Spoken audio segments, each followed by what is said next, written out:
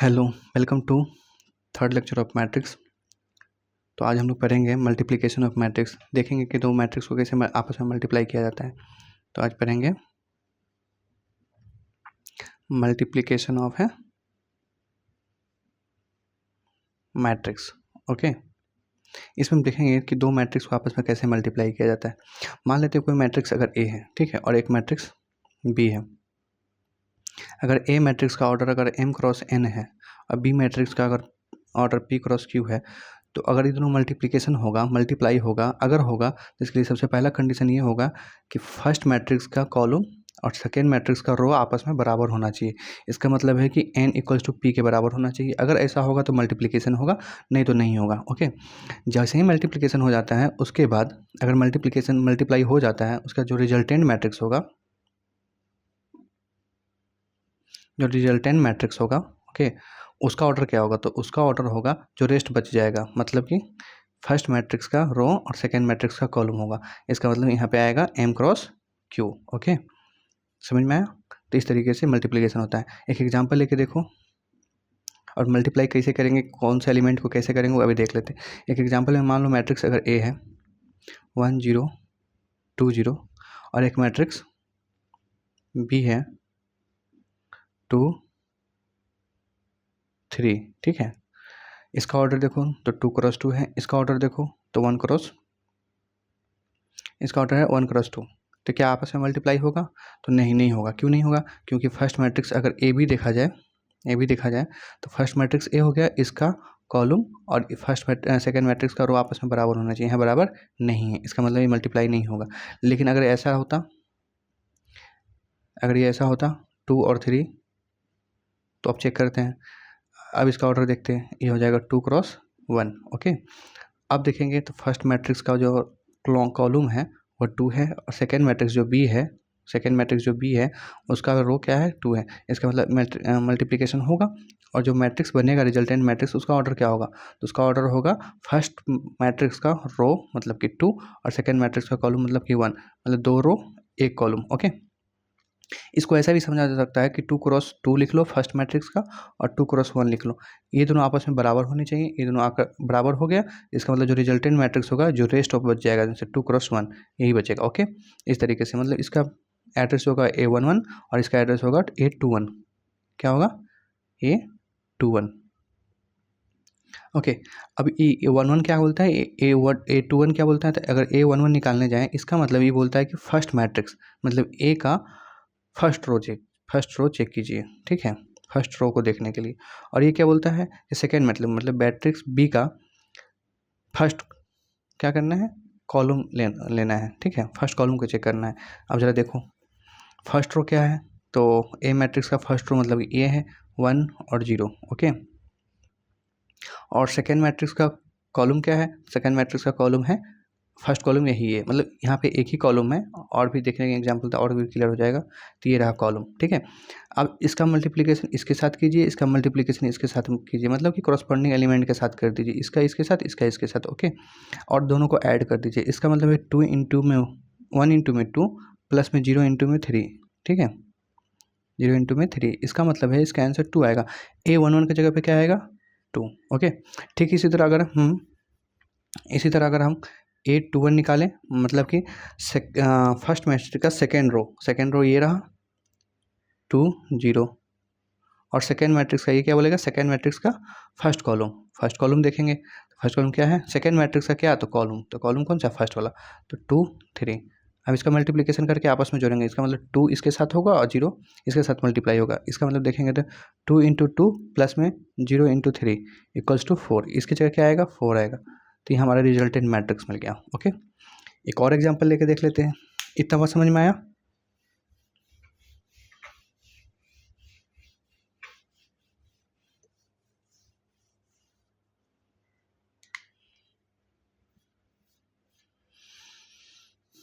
एक मैट्रिक्स ले लेते हैं 1 0 2 0, और एक मैट्रिक्स ले लेते हैं B 2 2 0 2। इसका ऑर्डर क्या है? 2 क्रॉस 2। इसका ऑर्डर क्या है? 2 क्रॉस 2।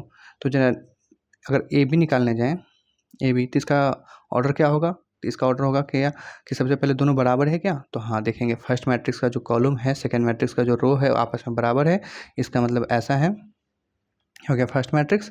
और बी निकालना है तो बी है सेकेंड मैट्रिक्स, इसका रो और इसका कॉलम आपस में बराबर है, जो नया रिजल्टेंट मैट्रिक्स बनेगा इसका मतलब है कि उसका ऑर्डर क्या होगा 2x2, तो इसका भी ऑर्डर क्या होगा 2x2। इसका मतलब A11 यहाँ होगा, A12 इधर, A21 इधर है, A22 इधर है। ओके, अब अगर हम A11 निकालने की कोशिश करें तो देखेंगे क्या बोलता है, फर्स्ट मैट्रिक्स का रो देखिए, ये रो बोलता है ये कॉलम बोलता है, तो बोलता है फर्स्ट मैट्रिक्स का फर्स्ट रो देखिए और सेकेंड मैट्रिक्स का फर्स्ट रो कॉलम देखिए। फर्स्ट मैट्रिक्स का फर्स्ट रो क्या है तो 1 0, ओके, और सेकेंड मैट्रिक्स का फर्स्ट कॉलम क्या है ये है 2 0, क्रॉसपॉन्डिंग मल्टीप्लाई कर दीजिए, आपस में जोड़ दीजिए, मतलब कि 1 इंटू में 2 प्लस में 0 इंटू में 0 इक्वल्स टू 2, इसकी जगह क्या आएगा 2 आएगा। ओके, अब अगर A12 निकालें इसका मतलब है कि फर्स्ट मैट्रिक्स का फर्स्ट रो मतलब 1 0।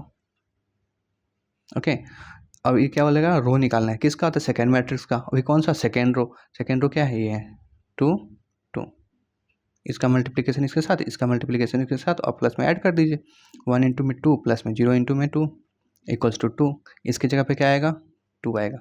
इसी तरह अगर A21 निकालें तो देखेंगे क्या फर्स्ट मैट्रिक्स का सेकेंड रो, ये क्योंकि फर्स्ट वाला रो दिखाता है, सेकेंड रो ये रहा 2 0,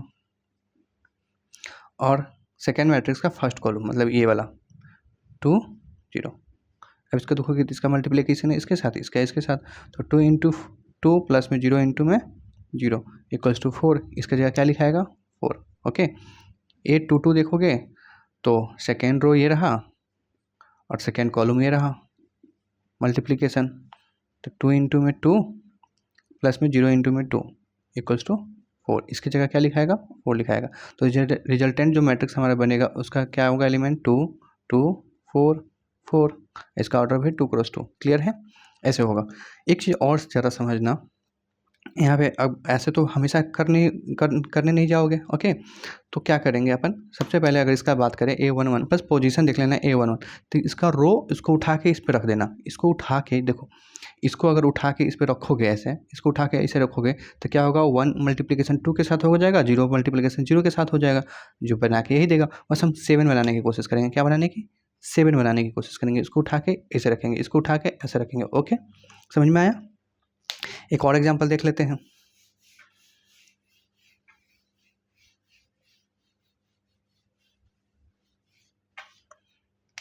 एक एग्जाम्पल देख लेते हैं अपन, A इक्वल्स टू है 2 3 4 2 3 4, ये A है एंड B देखते हैं, इसको ले लेते 2 3 4। ओके, इसका ऑर्डर देखेंगे तो 3x1 है, इसका ऑर्डर देखेंगे तो 1x3 है। क्या ये आपस में मल्टीप्लिकेशन हो जाएगा, तो अगर ए बी निकालना है तो ज़रा देखेंगे ए का क्या है 3x1 और बी का क्या है 1x3, ये दोनों आपस में बराबर है, हाँ बराबर है, तो जो रिजल्टेंट मैट्रिक्स होगा वो 3x3 का बनेगा। इसका मतलब ये 3x3 का बनने वाला है। ओके, अब ज़रा देखो, इसको देखोगे फर्स्ट इस क्या बोलेगा A11 A12 A13 A21 A22 A23, यही होगा ना एड्रेस इसका, A31 A32 A33, यही होगा। अगर हम A11 की बात करें ए बी के लिए, A11 की बात करें तो ज़रा देखना है यहाँ पे A11 क्या है, फर्स्ट रो ये है, फर्स्ट मैट्रिक्स का फर्स्ट रो, सेकेंड मैट्रिक्स का सेकेंड कॉलम, मतलब ये, इसको उठा के इस पर रखोगे तो 2 इंटू 4 4। फिर ये क्या बोलता है फर्स्ट मैट्रिक्स का फर्स्ट मैट्रिक्स का फर्स्ट रो मतलब कि 2 वाला और सेकेंड कॉलम ये वाला, तो 3 इंटू में 2 इंटू में 3 इक्वल टू 6। यहाँ देखोगे तो आ जाएगा 8। यहाँ देखोगे आप सेकेंड रो, क्योंकि बोला सेकेंड रो, फर्स्ट मैट्रिक्स का सेकेंड रो मतलब 3 और सेकेंड मैट्रिक्स का फर्स्ट कॉलम मतलब कि 2, तो यहाँ पे 6 आ जाएगा, यहाँ पे 9 आ जाएगा, यहाँ पे 12 आ जाएगा। ओके, फिर इसी तरह देखोगे फर्स्ट मैट्रिक्स का थर्ड रो मतलब कि 4 और सेकेंड मैट्रिक्स का फर्स्ट कॉलम मतलब 2, फिर एक बार ले लेंगे सेकेंड कॉलम, फिर एक बार थर्ड कॉलम, तो यहाँ देखोगे तो आ जाएगा 8 12 16 हो गया, ये भी 3x3 का। ओके, लेकिन अगर हम B क्रॉस A निकालने जाएँ, अब ज़रा देखें तो ज़रा देखो B क्रॉस A मतलब B पहले लिखाएगा और ए बाद में। बी का ऑर्डर क्या है, तो बी का ऑर्डर देखिए कितना है इसका 1×3। ओके, अब ए का ऑर्डर क्या है, तो ए का ऑर्डर है 3×1। क्या अभी भी मल्टीप्लिकेशन हो जाएगा, हाँ हो जाएगा, क्योंकि फर्स्ट वाले मैट्रिक्स का रो और सेकंड वाले मैट्रिक्स का कॉलम बराबर है आपस में। अभी सेकंड वाला मैट्रिक्स ए हो चुका है, जो रिजल्टेंट मैट्रिक्स आ जाएगा वो क्या आ जाएगा, रेस्ट जो बचा होगा 1×1 का। 1×1 का मतलब कि 1×1 का मतलब कि एक ही एलिमेंट है यहाँ पे, ठीक है, वो क्या है A11। इसका मतलब क्या बोला कि फर्स्ट मैट्रिक्स का मतलब जो, अब देखो यहाँ पे बी फर्स्ट मैट्रिक्स होगा रखा है, ठीक है, तो फर्स्ट मैट्रिक्स का फर्स्ट रो, फर्स्ट मैट्रिक्स का फर्स्ट रो ये रहा, कहाँ बी यह रहा फर्स्ट मैट्रिक्स का फर्स्ट रो, ये पूरा फर्स्ट रो हो जाएगा R1 फर्स्ट रो, और सेकेंड मैट्रिक्स जो अब ए है इसका फर्स्ट कॉलम ये रह जाएगा। इसका मतलब है कि ये ऐसा मल्टीप्लिकेशन हो रहा है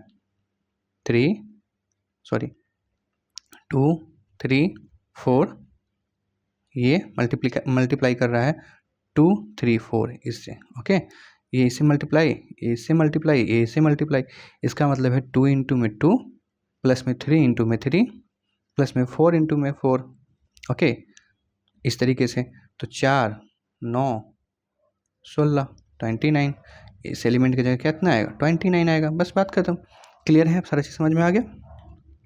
अच्छा, यहाँ पे एक चीज़ और देखो जरा, क्या यहाँ पे ए बी बराबर है क्या बी ए के, तो बोलोगे नहीं, ए बी हमारा 3×3 का निकला है, यहीं से यहाँ पे देखोगे बी ए निकला है 1×1 का, मतलब एक ही एलिमेंट है।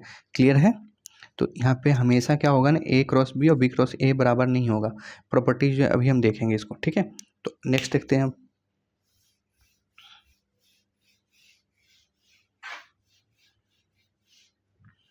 अब इसके प्रॉपर्टीज की बात करते हैं।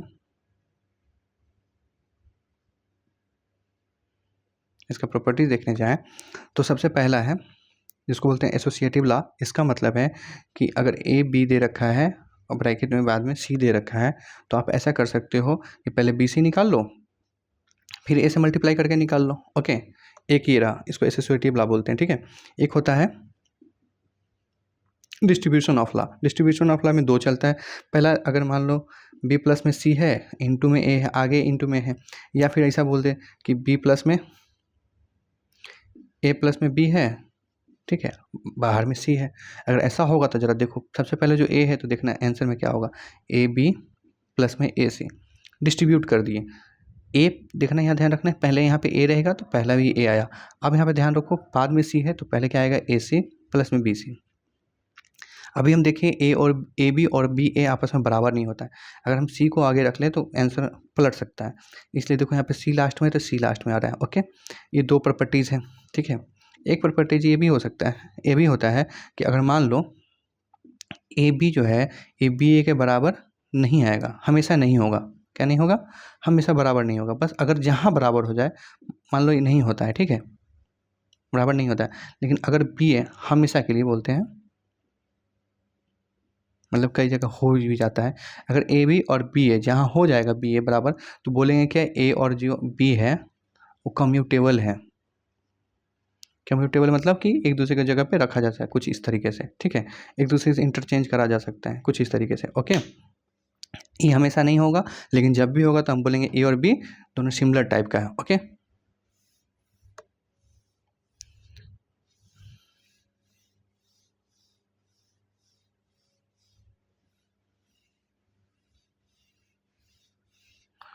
प्रॉपर्टीज़ में एक और प्रॉपर्टीज़ ये हो रखा है कि अगर कोई बोले हमको कि कोई मैट्रिक्स ए है, ठीक है, ये मैट्रिक्स स्क्वायर मैट्रिक्स है, क्या है ये, थोड़ा सा इंपॉर्टेंट हो जाएगा।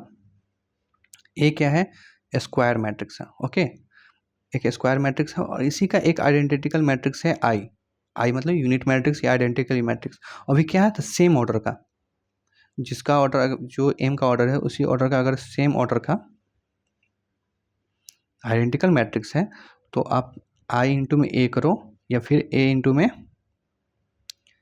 में आई करो या फिर आई इंटू में ए करो, दोनों जगह पे आंसर ए ही आएगा। ठीक है, क्या आएगा, ए। इस पर एक क्वेश्चन है बहुत अच्छा सा कि अगर दे दिया गया है कि ए स्क्वायर इक्वल्स टू ए है, क्वेश्चन है दे रखा है कि ए स्क्वायर इक्वल्स टू ए है, ठीक है, ए स्क्वायर इक्वल टू ए है, तब आई प्लस में ए स्क्वायर का होल स्क्वायर माइनस का 3a बराबर क्या होगा, जहाँ ए स्क्वायर एक स्क्वायर मैट्रिक्स भी है। क्या है? स्क्वायर मैट्रिक्स भी है। ओके, तो जरा इसको एक्सपेंड करोगे तो होगा आई स्क्वायर ए प्लस बी के फार्मूला पे आई स्क्वायर ए स्क्वायर प्लस में 2 इंटू आई इंटू में ए, ओके, माइनस का 3a।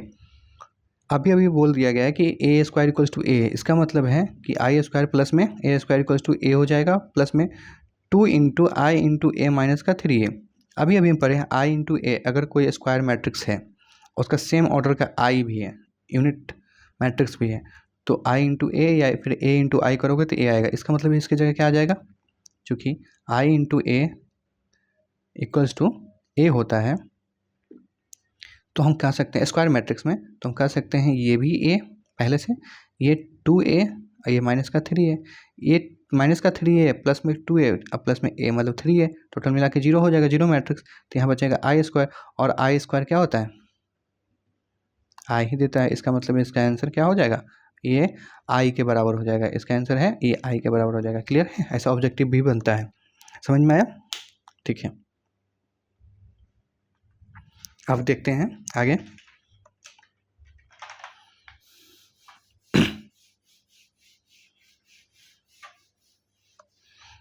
एक क्वेश्चन देखते हैं कि ए इक्वल्स टू है, क्या है एक नोटबुक में 102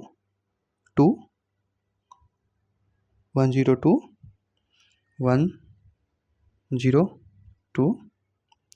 021 203 एक मैट्रिक्स है 3x3 का, जिसमें हमको क्या निकालना है? हमको निकालना है ए क्यू माइनस का 6a स्क्वायर प्लस का 7a प्लस का 27 इक्वल्स टू वाट कितना आ रहा है, या फिर ये नल मैट्रिक्स के बराबर आ रहा है कि नहीं आ रहा है, ये हमको प्रूव करना है। ओके, जब ऐसा क्वेश्चन आएगा तो हमको सबसे पहले ए क्यू निकालना है, उसके बाद पहले ए स्क्वायर निकाल लेते हैं, फिर ए क्यू। ए स्क्वायर निकालने के लिए क्या करना पड़ेगा? ए इंटू में ए कर देते हैं, ए स्क्वायर निकल जाएगा। क्लियर है? ए इंटू में ए करेंगे तो चलो देखो ए स्क्वायर निकाल रहे हैं तो हम बात कर रहे हैं ए इंटू में ए। ए इंटू में ए कहने का मतलब है कि 102.1.203 का मल्टीप्लिकेशन सेम मैट्रिक्स से 021.203। ओके, तो जरा इसका ऑर्डर देखो 3x3 जो एलिमेंट बनेगा, जो नया मैट्रिक्स बनेगा वो भी 3x3 का ही बनेगा। ओके, तो 3x3 का यहाँ पे A111 मिलेगा, मतलब कि फर्स्ट मैट्रिक्स और सेकेंड मैट्रिक्स का फर्स्ट कॉलम, ये दोनों आपस में मल्टीप्लिकेशन होगा तो हम 7 बनाते हैं, उठा के इस पर रख देते हैं, 7 बनाने की कोशिश कर रहे हैं। ओके, तो 7 जैसे बनाओगे इसको उठा के इस पर रखोगे इस वाले एलिमेंट के लिए, तो जरा देखो 1 इंटू में 1 1 प्लस में 0 प्लस में 4 मतलब 5। ओके, ठीक इसी तरह सेकेंड वाले के लिए निकालोगे ये 1 2 के लिए, तो फर्स्ट मैट्रिक्स का फर्स्ट रो, सेकेंड मैट्रिक्स का सेकेंड कॉलम, ये उठाओगे इसको देखोगे तो 1 इंटू में 0 0, 2 इंटू 0 में 0 0, 2 इंटू 0 में 0, इसका मतलब यहाँ पे 0। इसी तरह थर्ड में इसको उठा के इस पर रखोगे तो 1 इंटू में 1 2 2 0 6 मतलब कि 8। ओके, फिर इसी तरह सेकेंड वाले के लिए निकालने जाओगे 2 into 1 second row first column, उसी तरह second row second column second row third column, इसको उठा के रखोगे तो 0 0 2। ओके, अब जब इसको उठा के इस पर रखोगे तो 0 4 0, तो ये रहा 4। फिर इसको उठा के इस पर रखोगे तो 0 2 3 6 2 3 5, ओके सॉरी 5। उसके बाद इसको उठा के इस पर रखोगे तो हो जाएगा 2 0 6 तो 8। इसको उठा के इस पर रखोगे 0 0 0, ये 0 हो जाएगा। इसको उठा के इस पर रखोगे तो 2 into 4 4, 2 into 2 4 0 9 4 9 15, sorry 2 into 2 4 0 9 13। Okay, तेरा ये भी 3x3 का। ओके, तो एक ए स्क्वायर हमको निकल गया। अगर हम ए स्क्वायर है यहाँ पे 6 का मल्टीप्लिकेशन कर दे ए स्क्वायर में, तो चला देखो क्या निकलेगा। 6 का मल्टीप्लिकेशन करेंगे तो यहाँ पे 6 पंचे 30, यहाँ पे 0 और 6 48, 6 दूना 12, 6 चौका 24, 6 पंचे 30, 48 0 और 18 60 78।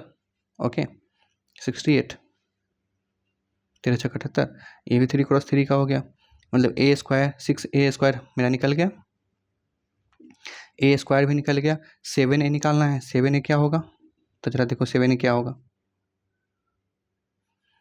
यहाँ पे जगह भी नहीं बचेगा, यहाँ पे 7a निकालते हैं। 7a मतलब 7 का मल्टीप्लीकेशन, 7 का मल्टीप्लाई करोगे ए में, 7 0 14 0 14 7 14 0 21, ये 7a हो गया। अब एक और निकाल लो, 2i निकालने जाओगे तो आ जाएगा, हर एक एलिमेंट डायगोनल एलिमेंट को 2 2 कर दो, 2 0 0 0 2 0 0 0 2, ये रहा। अब क्वेश्चन के अकॉर्डिंग क्या करना है, ए क्यूब रखना है। क्वेश्चन के अकॉर्डिंग क्या रखना है, ए क्यूब 6a² प्लस में 7a प्लस में 2i। Okay, left hand side को देख रहे हैं तो अगर देखोगे सबसे पहले ए क्यूब कितना है। ओके, ए क्यूब हम लोग अभी नहीं निकाल रखे हैं, ठीक है, तो ए क्यूब पहले निकाल लेते हैं, इस सबको साइड करते हैं, 6a² को इधर लिख के साइड रखते हैं।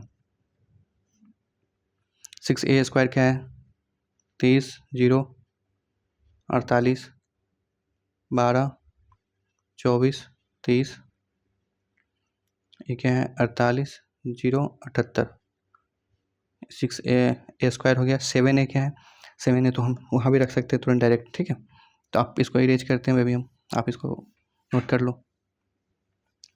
ए क्यूब की जगह पे अब निकाल के देखते हैं, ए क्यूब a² हमारा इतना है और ए क्यूब निकालना है। ए क्यूब अगर निकालना है तो हम ऐसा कर सकते हैं, ए क्यूब के लिए a इंटू में a², तो ए क्यूब निकल जाएगा।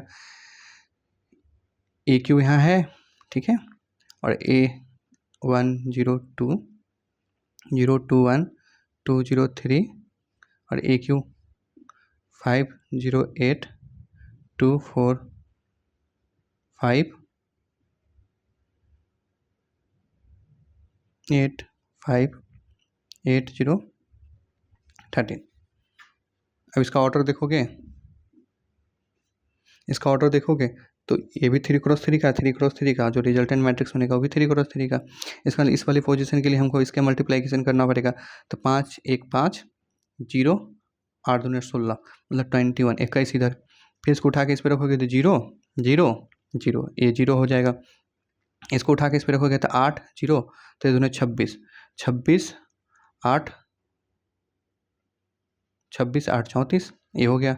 फिर इसको उठा के इस पर रखोगे तो 0 4 और 1 8 12, ठीक है, इसको उठा के इस पर रखोगे तो 0 0 यहाँ पे 8, मतलब देखो ना 0 8 0, फिर इसको उठा के रखोगे तो 0 10 13, तो 10 13 23, इसको उठा के इस पर रखोगे तो 10 0 8 3 24 24 10 34, फिर इसको उठा के इस पर रखोगे तो 0 0 0, ये 0, इसको उठा के इस पर रखोगे तो 8 2 16 0 और 13 3 39 39 16 8 2 16 और यहाँ पे 39 9 6 15, मतलब कि 30 20 50 55, ये 55 आ गया। ओके, इस तरीके से तो ए क्यूब है हमारा निकल गया। अब क्वेश्चन देखो, सबसे पहले ए क्यूब रखना है, तो ए क्यूब हमारे पास कितना है, 21 0 34 12 8 23 34 0 55। ओके, उसके बाद ए क्यूब हो गया हमारा, माइनस का 6a² यहाँ निकाल के रखे हैं, ये हो गया।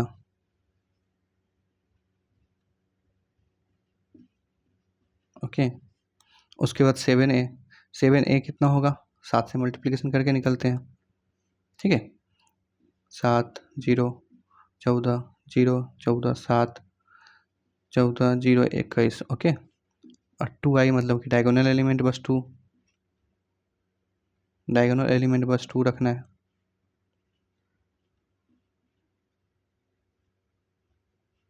ओके, अब इसको जरा देखोगे तो हम क्या करना चाह रहे हैं, इसमें प्लस वाला ये है ये है ये है, तीनों को जोड़ के इससे घटाते हैं, तो देखो जो लास्ट बनेगा मैट्रिक्स उसका देखते हैं एलिमेंट कितना आएगा, क्या 0 के बराबर आ पा रहा है, नल एलिमेंट के बराबर, ये लेफ्ट हैंड साइड, ओके। तो जरा देखोगे यहाँ पे, तो ये 7, पहले तो देखो 7 दूनी 9 और 9 21 30, 30 में से 30 जाएगा तो 0, ओके। ये 0, ये भी 0, ये भी 0, ये भी 0, 0 34 है, और 34 है, यहाँ पे कितना है 0, 14 4 18 10 48, ये भी 0, 48 में से 48 गया 0, 12 12 0 0, मतलब कि ये भी 0, 12 में से 12 चला गया, ओके। 2 14 16 16 16 और 30 + 40 8 48, ओह सॉरी इसको तो माइनस करना है, तो 2 16 16 8 16 8 24, 24 में से 24 गया 0, ये भी 0 हो गया। ये 23 है, 7 30 0, मतलब 30 में से 30 घटाओगे फिर भी 0। ये 34 है, 14 18 10 48 0, 48 में से 48 घटाओगे तो ये भी 0, 0 0 0 0, ये भी 0। 55 है, 55, ये कितना है 21, 56 और 76 2 78, 78 में से 78 घटाओगे तो 0। ये 3 क्रॉस 3 का क्या है, नल मैट्रिक्स है। इसके जगह पे हम सॉलिड 0 लिख सकते हैं, जो हमको निकालना था। क्या यहाँ पे लेफ्ट हैंड साइड बराबर है राइट हैंड साइड के, हाँ, तो ये प्रूफ हो गया, ओके। इस तरीके से क्वेश्चन करोगे, सारा क्वेश्चन बनता चला जाएगा। मल्टीप्लिकेशन में बस इतना ही, मिलते हैं नेक्स्ट वीडियो में। Thank you so much.